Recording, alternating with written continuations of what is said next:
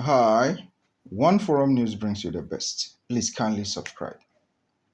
The Leliefontein Massacre of 31st January 1902 is our focus today. Leliefontein, that is in South Africa. Leliefontein is a small community in the Kamiesberg Range of Namakland in the Northern Cape, South Africa. Though debatable, literature has it that it was named after the many white lilies found in that area.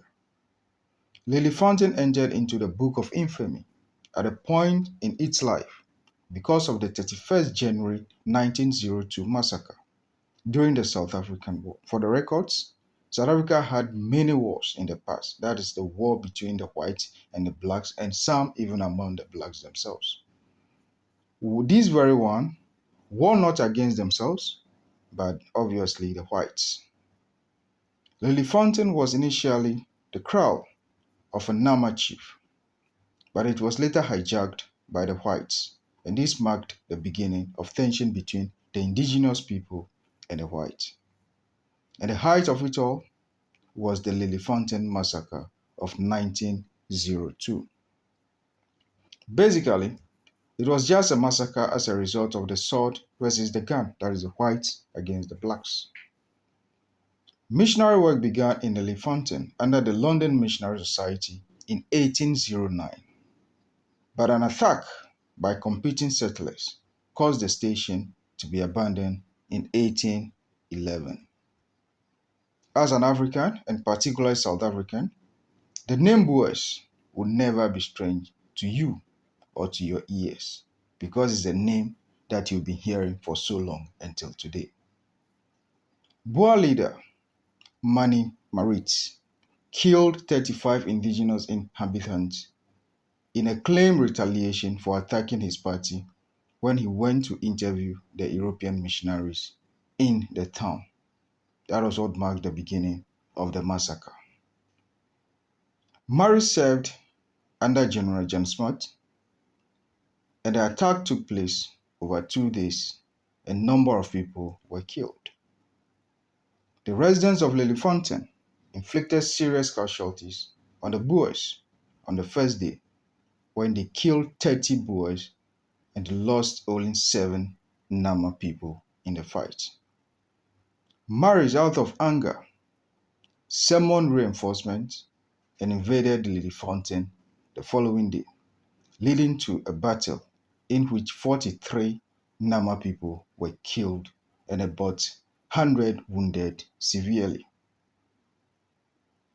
They were massacred while taking shelter in a mission church. This is very ironical because practically mission houses or churches are supposed to be secure places for people to take refuge. But though these very people took refuge in a mission church, they were killed, and 43 of them were massacred, and many of them, about 100 or over 100, were also wounded. A sad situation in this context. It can be recalled that the Leliefontein killing was one of the first massacres of the 20th century in South Africa.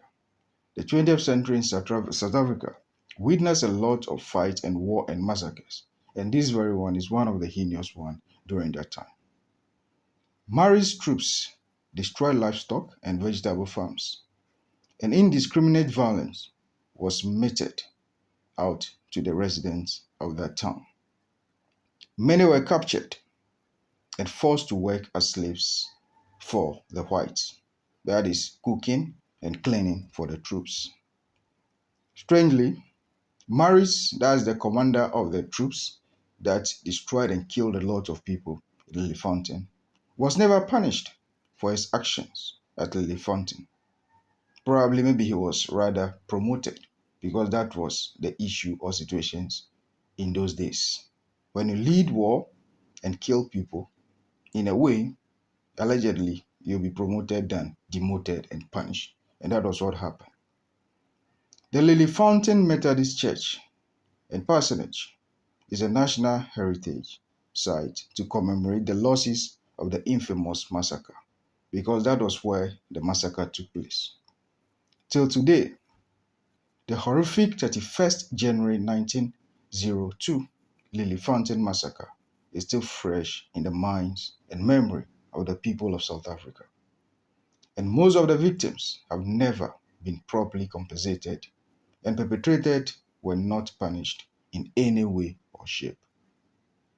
The black race has suffered for so long, and the suffering is still on. And no historical story or record will never end without the tears and sorrows of the black race. The question I ask is, till when? Please kindly subscribe to this channel, One Forum News, for the best analysis on politics, crime, security, and historical facts. Kindly like and comment. Thank you.